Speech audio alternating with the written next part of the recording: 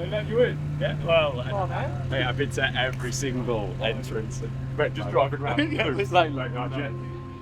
You are starving. I feel like a kid. How important do you think it is for Adam personally to be here at the festival, sort of telling his story and talking about APEX to people? I think huge. Come on, will you please give a warm welcome to Adam Clayton? I mean, obviously from a business standpoint, to get the name out there is absolutely everything, raising awareness of it. I think it's big for him as well, you know, coming off the back of his career, being able to go out there and inspire people, moving forwards, sharing the message. So rehab-wise problem was because I had the race coming up, the Backyard Ultra. I kept trying to test run on it, and then every test run kept damaging it further. So today, realistically, will be my first distance run at distance and pace. So I've done shorter distances, but today's the real test, really.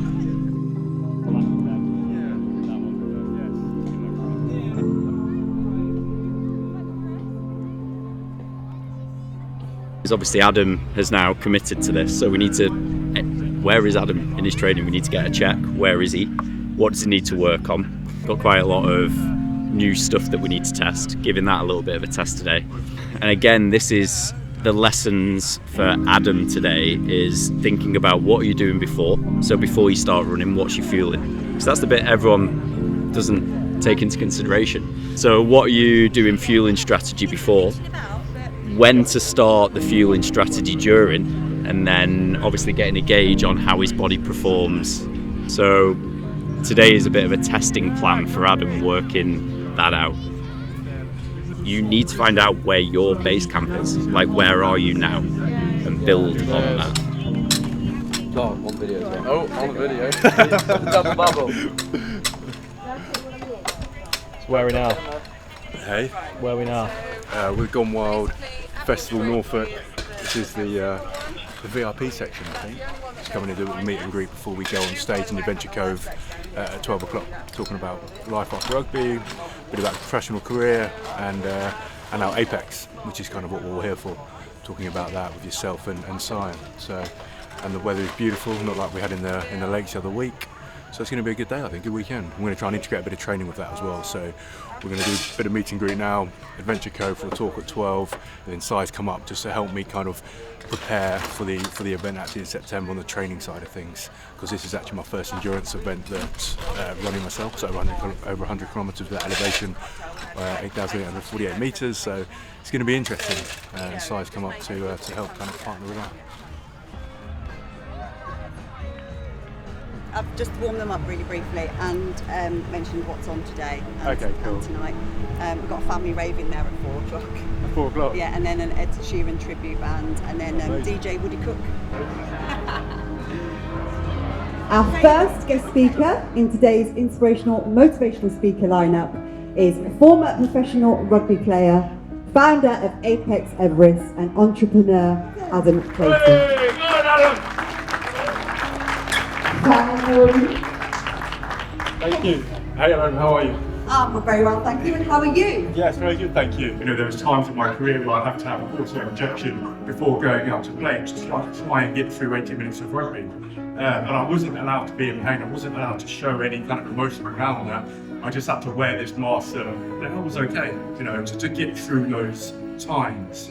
And I guess, you know, there were some highs and lows, yeah, like all things. Do you know what? It was okay. Thank you for asking. It was my first ever interview. I've introduced many a speaker, but it was my first ever interview. So kind of Adam broke me in very, very gently, ready for my next guest speaker today. You did great. You made it very relaxing. Did a good job. So we're going to go do a quick 5 now, prep the kit, obviously get this set up, then we're going to just get the kit set up, ready for tomorrow, bigger run, and then just go do a quick 5, get the legs moving, get a bit of a shake out in When place. you say quick 5, what's a quick 5? No, it's not. no. So this is the episode 3 tent tour. Yeah. Obviously you can see we've got main stage access, and then straight into the tent.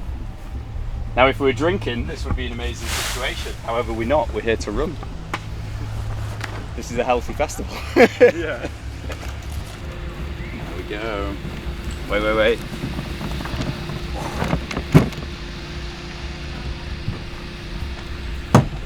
There we go, my friends.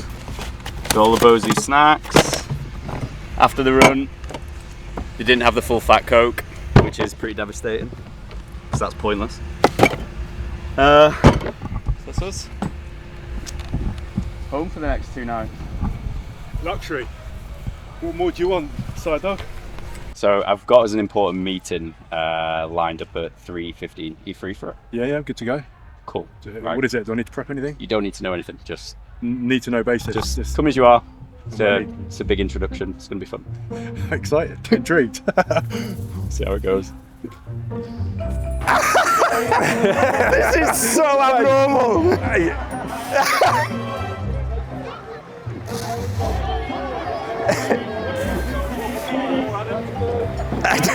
I don't know what's where. Hey, I know.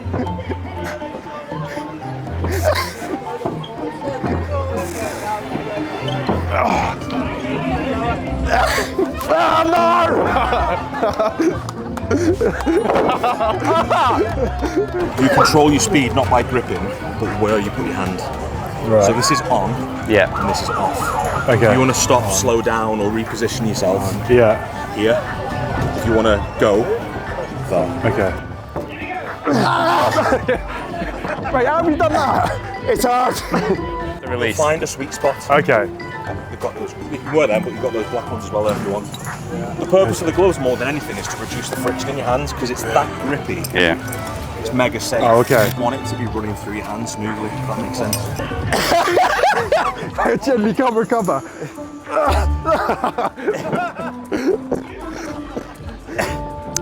This is the last time I'm allowed to book a coffee meeting, isn't it? Oh mate, I know. So I said we're just going for a meeting, but Understand the details before you say yes to something. Yeah. But we're not going down that way.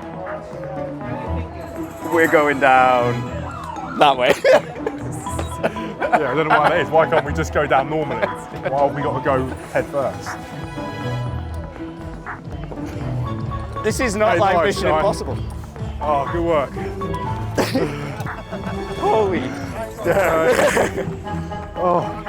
That was Mate, I could have definitely. recovered. I could have done well with that. Thanks, mate. You made that a lot easier. Like you held the nerves and made me feel safe. Me doing that. It was exhilarating, it. wasn't it? Yeah, bit of an adrenaline rush. Didn't Do one expect to be thing a doing that. day that scares you. And that was it. We're done now. Yeah, I'm done. Given that, it's safe to say that we're warmed up. Heart rate's still high. So it's what's it, 8 to 10k? 8 to 10k to the beach. Little shakeout run. Good. Shake the legs out. Yeah. Jump in the sea, and then we're good to go for tomorrow. Going for a little run round the festival site. Okay. All good to go.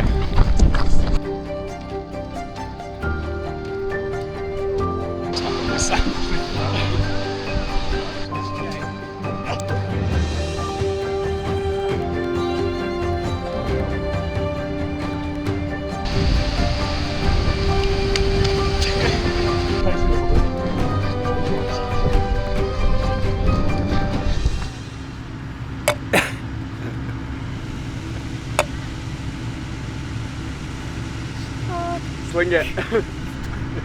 Vortex. It's the best use of the Yeti to date. You know, legs are feeling good after yesterday's little shakeout run.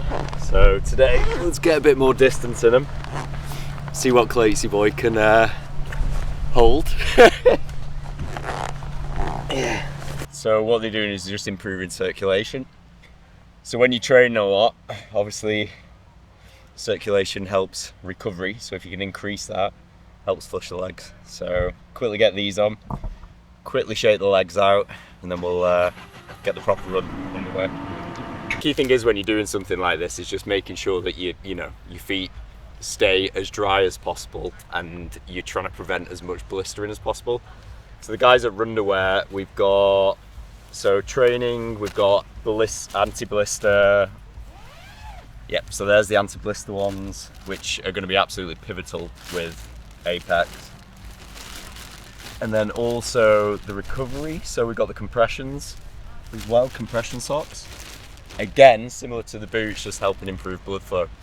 So I think, you know, we're pretty covered when it comes to this stuff. And there's nothing better as well, especially when you've done something like this, after every loop, being able to change your socks. Is there any kind of strategies at what you've done in the past that will help against that mental side of things, or the? It's fueling Fueling, on. It's the simple things. Comfort. Like you're going so far into discomfort. It's making sure you can do as much as possible to stay comfortable in the discomfort.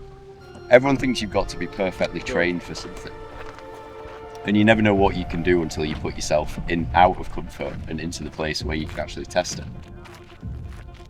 Simple things, as we were saying before, about socks, shoe changes, you know, even fresh clothing. Yeah. You know, just anything you can do to keep yourself as comfortable. So what can I do to take the next step? A lot of the time in like these events, people run everyone else's races, so they get so focused on the person in front of them's feet and what they're doing, they're not listening to themselves. So like, they're just trying to keep up instead of just going, actually, I'm starting to flag here, I need to do X, Y, Z. So they just keep. And I've done that in the past, and that's ruined it for me. That's where I've blown up. The part of our brain is naturally there to help keep us in our comfort zone. If we don't expose ourselves to periods of discomfort, whether that be physical and or mental, whether it be like what you guys did yesterday with you know, abseiling forwards and doing something unfamiliar, or perhaps physical challenges associated with going further distances or doing something slightly harder, we're not training that mechanism in our brain. So regularly exposing ourselves to something that is mentally challenging in order to develop some familiarity over how it feels to be in that fight or flight response, you're never going to develop resilience, right? It's a familiarity thing, it's exposure, it's all about getting mileage. It doesn't always have to be specific to the event that you're preparing yourself for, because it's an analogy for life, isn't it? A big part of physical training is about building foundations before you start training specifically. You can do that mentally as well.